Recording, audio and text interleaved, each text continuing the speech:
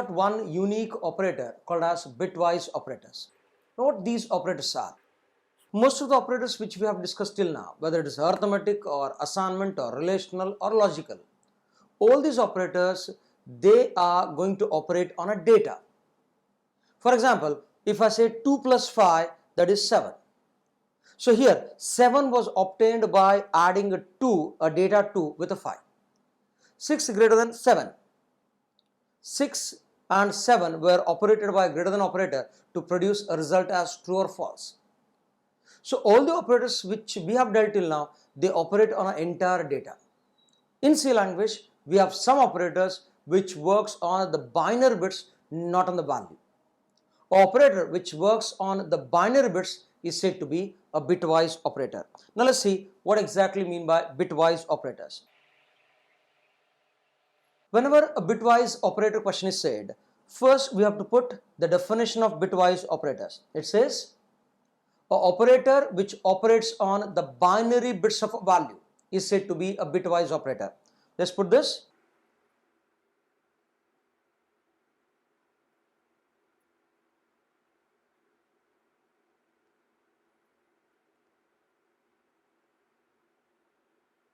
Now here, an operator which works with binary bits is a bitwise operator. Basically, all the operators, they work with data, but these operators, they work with bitwise or binary bits. What are the bitwise operators? Let's list out these bitwise operators.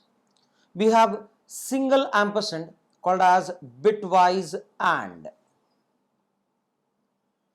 We have a single pipe, we call it as bitwise OR. Don't get confused with the operators which we have said in logical and bitwise. Probably the symbols which we're going to use may be common, but the meaning is completely different. There, in logical AND we use double ampersand. In a logical OR we use double OR. But here we're going to use a single pipe.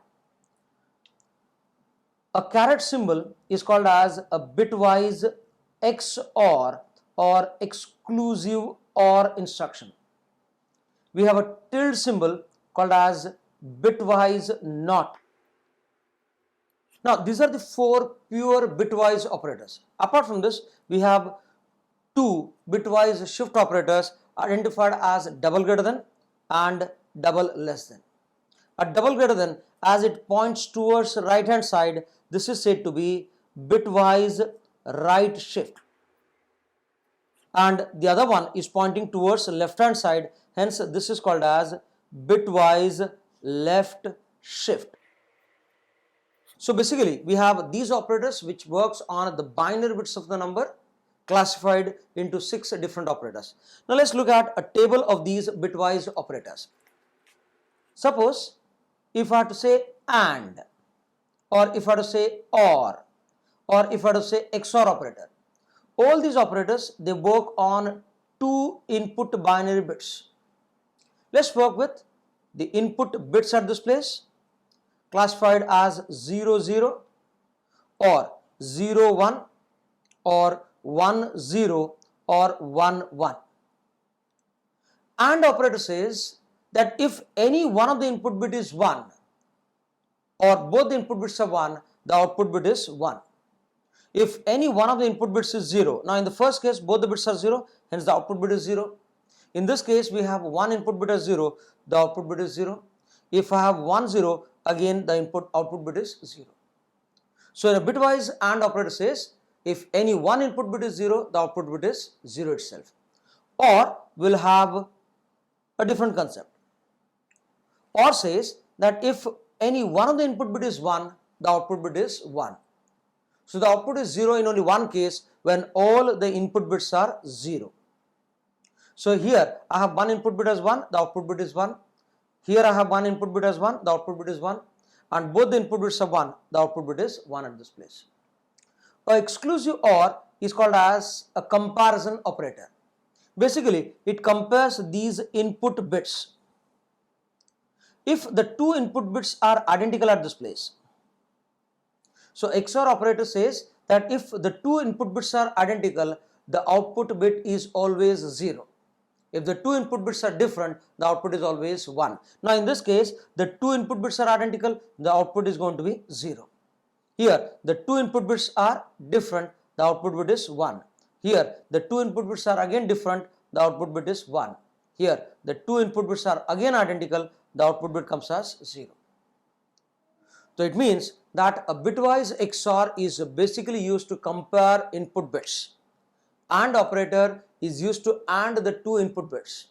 To reduce this particular table to simple terms, AND will produce output as 1 if all the input bits are 1. OR will produce output bit as 1 if any one of the input bit is 1. XOR will produce 1 when both the bits are different. It can be either 0 1 or 1 0. A NOT operator will not have multiple input bits. A NOT operator will have a single input bit. So the input bit which is used for NOT is either 0 or 1. If the input bit is 0, NOT says that it is going to be 1. If the input bit is 1, the output bit is 0 at this place.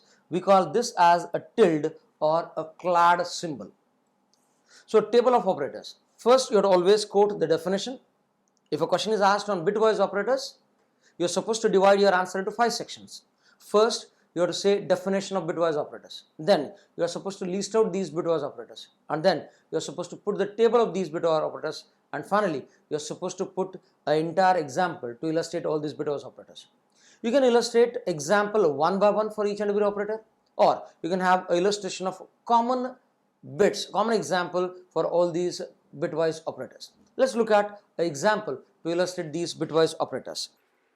Assume that I have a variable by name int a with a value say 11, and let's take one more variable b with a value at say 5.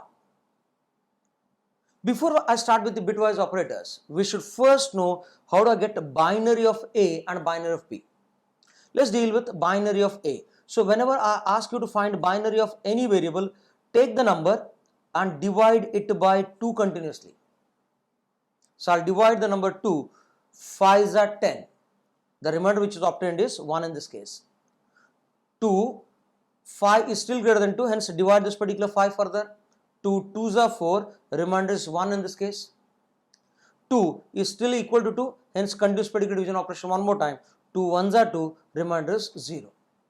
So here I can have the binary number in the reverse order starting from the last quotient till the first remainder. So I can get the binary of this as 1 0 1 1. But when I say integer, integer requires 2 bytes of memory, that is 16 bits of memory. I have used only 4 bits at this place. We call this as binary form.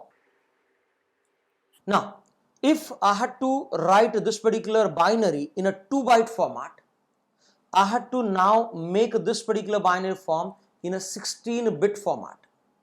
I have 4 bits already and I need to have 12 additional bits, and those 12 additional bits will be always zeros, which will be added as zeros before the left hand side of the number. So here I'll reduce the number as 12 zeros, 4, make a group of 4, easy to remember, 8, 12, and then 1 0 1 1. Now still this is 5. Sorry, this is 11 and this is also 11. But in this case, this 11 is represented in a 2-byte format. A binary form can be converted to a 2-byte format provided that you add up additional zeros. Never add up additional zeros after the number, always before the binary number. Let's now convert the number b to its equivalent binary. We have done it for a as divide it by 2, expand the numbers, keep on dividing it, extract the remainders and the quotient. First write the binary and then identify the deficit bits, add up them as zeros. Similarly, let me try it for 5. So 5 is now divided by 2. So 2 1s are 2, 2 2s are 4, remainder which is left is 1, 2 1s are 2, remainder is 0. So I'll now write the binary as 101. Now 101 is the binary form. But the integer number is going to occupy 16 bits. If it is 16 bits, 16 minus 3 is 13 bits. So for this number to be represented in 2-byte format, we need to have additional 13 zeros. Make it a group of 4. 4 plus 4, 8 plus 4, 12. One more 0 and then 101. Now this is again 5 in a 2-byte format. So whenever I say a number represented internally, it will be always in a 2-byte format. Let's look at these numbers rewritten. Let's copy the value of A, which is 11, as 0, 0, 0, 0, 0, 0, 0, 0, 0, and then 1, 0, 1, 1. We have B written as 5 binary, which is 0, 0, 0, 0, 0, 0, 0, 1, 0, 1. Now, I can show only one number, one example with each of these binary numbers, or I can show all the bitwise operators with the same set of numbers. Let's check this. Suppose if I say A and B, which means that the binary bits of A should be ANDed with the binary bits of B. As bitwise AND says that if both the input bits are 1, then only the output bit is 1. Otherwise, if any one of the input bit is 0, the output bit is 0.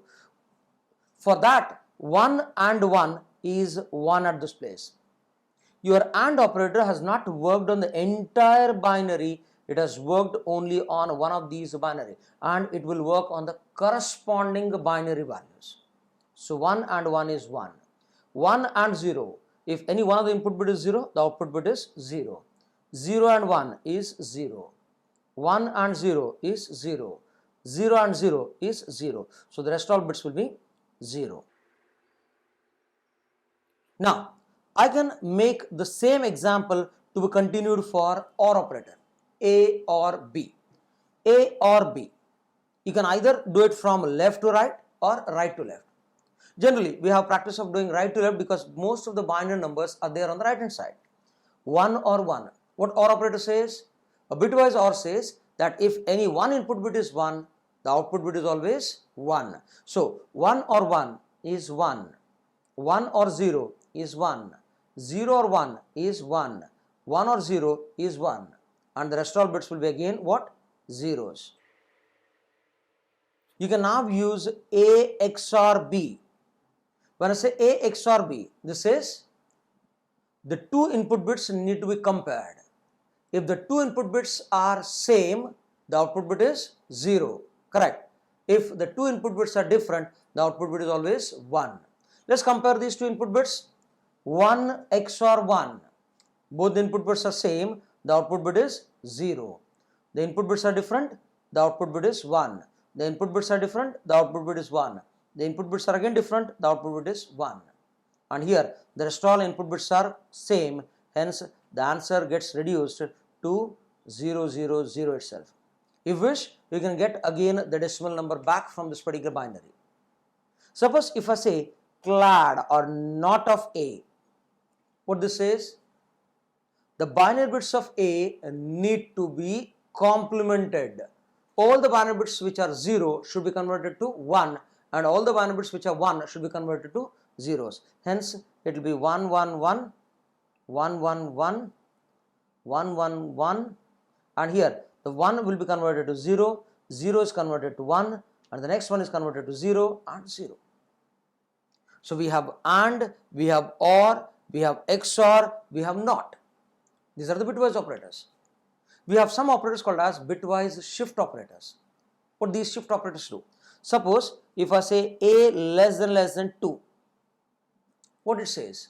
The binary bits of A need to be left shifted. The binary bits of A need to be left shifted by how many positions? 2 positions. 2 positions is when I shift them binary bits, on the extreme right hand side, I'll have 2 vacant positions. Let me put these 2 vacant positions first. Now here, in this case, the one which is on the extreme right hand side will now occupy the 3rd position. The one which is on the extreme side will now occupy the 4th position. After that, this 0 comes to the next position. This one comes to the next position. The rest all zeros keep on scrolling one another. So the binary bits will roll down to the other side and I'm going to lose some bits on the left hand side. Irrespective of what I lose, always these additional bits need to be placed as zeros. Don't ever be under assumption saying that some bits have been lost, these bits have accumulated. No. Even if I lose 1, then also I could have added zeros at this place. So whenever the binary bits are added, make sure that these vacant positions are filled with zeros. This is because the value of A was positive. If value of A would have been negative, then these vacant bits would have been placed with 1. So zeros for what? Positive values, and vacant bits should be filled with 1 for negative values. Let's have one more example. Suppose if I say B greater than say 3, which means that this value of B, the binary bits of B should be right shifted by how many positions? 3 positions. When I shift them towards right hand side, there will be 3 vacant positions which we've created on the extreme left hand side. Let's roll down these bits. So all these bits will be rolled. The 0 will come at this place. The next set of zeros will come at this place. The next set of zeros will occupy the next position. The next 0 will come to this particular place. The 0 which is in the last 4 position will occupy the third position. The next and the next, because we are going to lose out what? 1, 0, 1. You got it right, 1, 0, 1. Irrespective of what I lose, always the vacant position should be filled with what? Zeros. So here I'll add up 0, 0, 0. Because again, B stores a positive value. If B would have been negative, then this would have added 1 at this place. So let's summarize these terms. Bitwise operators. If they ask you to explain bitwise operators, or if you have to write an answer for bitwise operators, your answer should be in 4 sections. First, you should place the definition. Let's summarize the definition. It says any operator which works on a single binary bit of a number is called as bitwise operator. Then you are supposed to put the list of operators: and, or, XOR, not, left shift, right shift. After that, you are supposed to put a table for the operators with the input bits and with the numbers, with the results.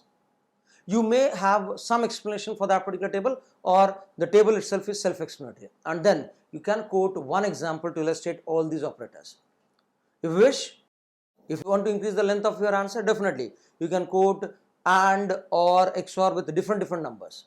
But it will be too cumbersome. So instead of that, take 2 numbers and put the binary and directly use and, or, XOR, not, left shift, right shift on the same set of numbers, right? So do remember that the binary has to be calculated. In your exams, never try with very large values, because when you try with large values, converting them to binary is a difficult job. So if I have a simple number, converting them to binary is very simple. Thank you.